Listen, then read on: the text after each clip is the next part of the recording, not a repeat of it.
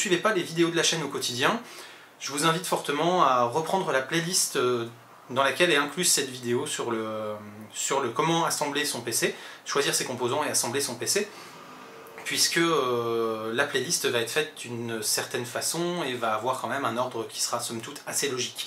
Si par contre vous suivez donc les vidéos au quotidien mais que vous avez raté les vidéos précédentes, bien n'hésitez surtout pas à reprendre les vidéos avec le numéro, à partir du numéro 0 qui est l'épisode d'introduction, pour vous permettre ensuite de pouvoir suivre le tout dans une chronologie plutôt logique et qui vous aidera à savoir un petit peu où vous en êtes dans votre apprentissage, mais aussi et surtout, il y aura certaines notions qui auront été abordées dans les vidéos précédentes, qui ne seront pas forcément réexpliquées dans les vidéos suivantes, je dirais juste, je vous l'ai expliqué dans la vidéo d'avant, donc si vous n'avez pas vu les vidéos d'avant, ça risque d'être un petit peu plus difficile pour vous de suivre.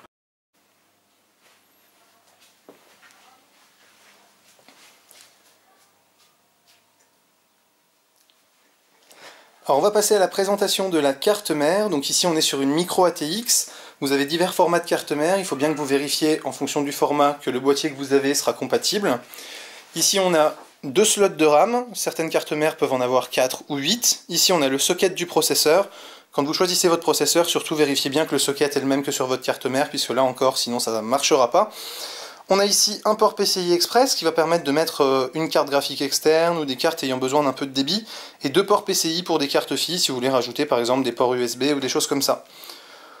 On a ici pas moins de 5 SATA qui sont ici en version 2, plus un en SATA 3, ce qui va nous permettre dans la config actuelle de brancher un SSD sans aucun souci. Ici vous avez tout ce qu'il faut pour connecter des diodes de disque dur, d'activité, etc. et aussi les front panels au niveau de l'USB 2, de l'USB 3, de l'audio. L'alimentation de la carte mère se fera par ici. Ici on a un connecteur 4 pins pour le processeur. Et ensuite on a à l'arrière les entrées-sorties. Donc les entrées-sorties ici avec du PS2, des sorties vidéo puisque le GPU va être dans le processeur, de l'USB 2, de l'USB 3, du réseau, de l'audio. On a également dans le bundle de la carte mère 2 câbles SATA qui vont nous servir à connecter les divers périphériques. Donc là on en a que 2, c'est un peu léger, surtout qu'on a 3 choses à connecter, mais donc pensez à avoir d'autres câbles si besoin. Et le panel arrière qui va vous servir à faire quelque chose de propre à l'arrière de votre boîtier. Vous voyez, ça va venir se positionner comme ça ici sur votre boîtier, ça va vous permettre en fait d'avoir quelque chose qui ne prend pas la poussière et qui est bien stable. On verra après dans le montage du boîtier comment ça s'installe. Si vous avez aimé ma vidéo, vous avez plusieurs façons de soutenir mon travail. La première, c'est de visiter ma chaîne YouTube et de vous abonner.